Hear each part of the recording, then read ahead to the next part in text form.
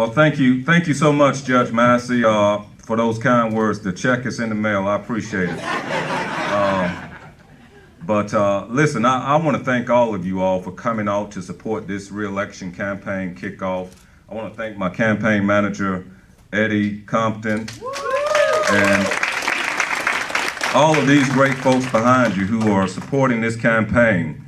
I want to thank all of you for coming out. I want to thank my beautiful wife, Anita, my daughter, Tanisha. You know, Anita is very excited about this campaign. She is, and she's excited to get it over with. So listen, I want to thank all of you. You know, 5 years ago when I ran for office for the first time as circuit court judge, my goal was to run and put the families of Montgomery County first, because there were some things that I saw that we needed to work on. Looking from my perspective as a deputy district attorney, being a prosecutor, senior prosecutor in the district attorney office, I saw a lot of young folks, young guys coming through the court system, 16, 17 years old, with robbery and murder cases. And you know, it occurred to me that this had to start somewhere.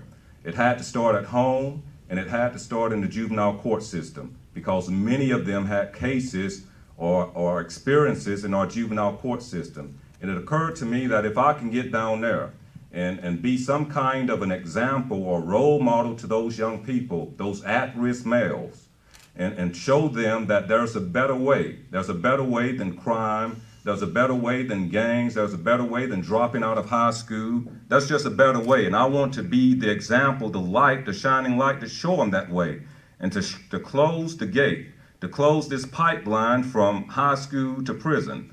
And I wanted to be that example. And I've tried to be that example for the last 5 years.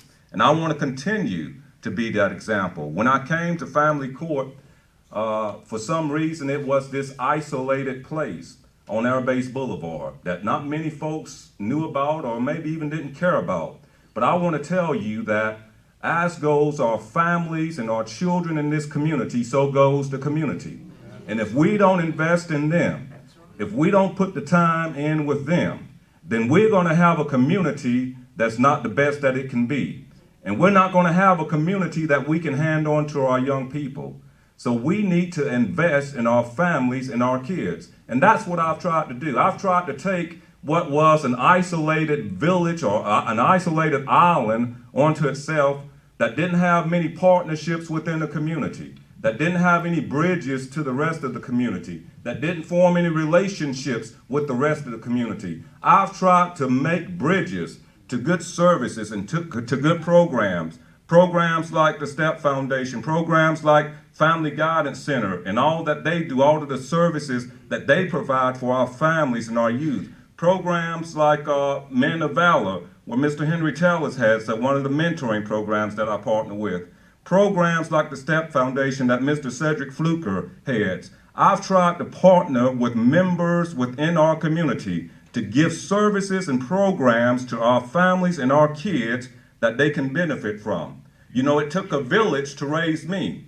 Coming out of North Montgomery and West Montgomery, I'm a product of the village. My mother was a single mother, 8 boys, 7 boys and 1 girl. I'm the youngest of 8, as Troy said. It took a village to help me get to where I am. A village through the Head Start program where I started. A village through a public education here in Montgomery.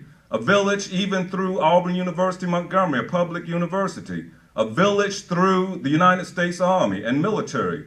All of those things it took to make me the man that I am today. And I want to bring that same village to our young people, to our families, to make them what they can be. A lot of folks say, well, you know, Judge Williams is too tough. He's too hard. Well, you know, our kids deserve nothing less than the best. And I expect the best. I expect the best for our kids. I expect the best lawyers to represent their interests. I expect the best services. I expect the best programs. I expect the best staff to serve their interests, because what we do is represent their best interests, and they deserve nothing less than the best. So I'm proud and I'm excited about this opportunity to run for re-election and continue the good work that I think I've started over the last 5 years and continue it for another term of 6 years. So I thank you so much for this opportunity. I appreciate your support and I appreciate your prayers even more. Thank you so much.